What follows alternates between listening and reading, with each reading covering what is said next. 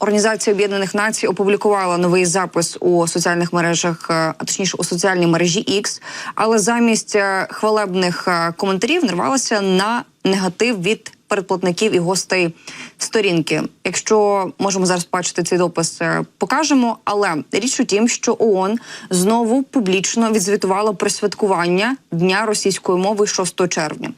Як було написано, російська – одна з 6 офіційних мов ООН. В організації додали, що відзначають День російської мови щороку 6 червня, але користувачі соціальної мережі це абсолютно не оцінили.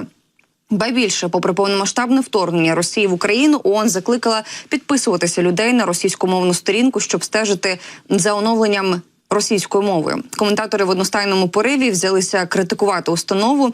Так, один із користувачів опублікував фотографії українського військовополоненого бійця Національної гвардії і підписав: гадаю, ті, хто катував хлопця, говорили однією з 6 офіційних мов Організації Об'єднаних Націй.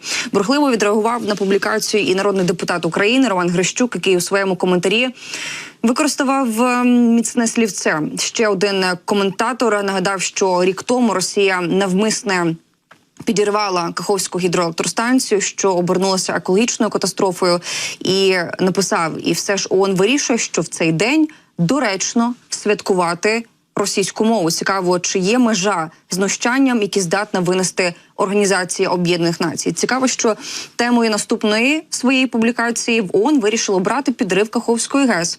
В організації згадали, що подія призвела до затоплення частини земель, вимушеного переміщення постраждалих, але, варто наголосити, так і не наважилася вказати, через кого це сталося. Імпотентність цієї організації ми вкотре спостерігаємо і бачимо. Літак з президентом України Володимиром Зеленським у четвер приземлився в аеропорту нормандського міста Кан, Франції. Про це повідомляю з посиланням на видання West France. Видання опублікувало фото, на якому зображений літак Зеленського. У Франції президент України візьме участь у заходах, присвячених дню висадки союзників в Нормандії під час Другої світової війни. До Франції він прибув з дружиною Оленою. Згодом український президент підтвердив прибуття до Нормандії. У своїх соцмережах він зазначив, що у нього заплановані важливі зустрічі і заходи. Крім того, матимемо честь долучитися до спеціальної події – відзначення 80-річчя висадки союзників у Нормандії. Цей захід і цей день нагадують про сміливість і рішучість, проявлені заради свободи і демократії. Союзники захищали свободу Європи тоді, українці роблять це зараз. Єдність перемогла тоді, справжня єдність здатна перемогти і зараз. Він також проведе зустрічі з президентом США Джо Байденом і президентом Франції Еммануелем Макроном. Наступного дня після урочистих заходів в Нормандії Зеленського чекають у Парижі. Зеленський зустрінеться також з міністром оборони Франції Себастьяном Лекорню, і вони відвідують підприємства збройової групи КНДС під Парижем, де виготовляють артилерійські боєприпаси. У програмі візиту також виступ Зеленського за трибуною Національної асамблеї Нижньої палати парламенту Франції і переговори з її очільницею, яка у березні приїздила в Україну. Також стало відомо, що Зеленський візьме участь у саміті G7 13-15 червня в Італії.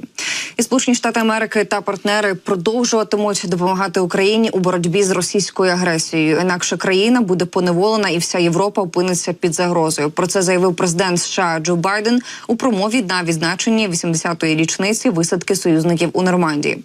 Байден зазначив, що Росія за час вторгнення в Україну втратила 350 тисяч військових загиблими або пораненими. За його словами, зараз США разом з коаліцією з понад 50 країн допомагають і продовжуватимуть допомагати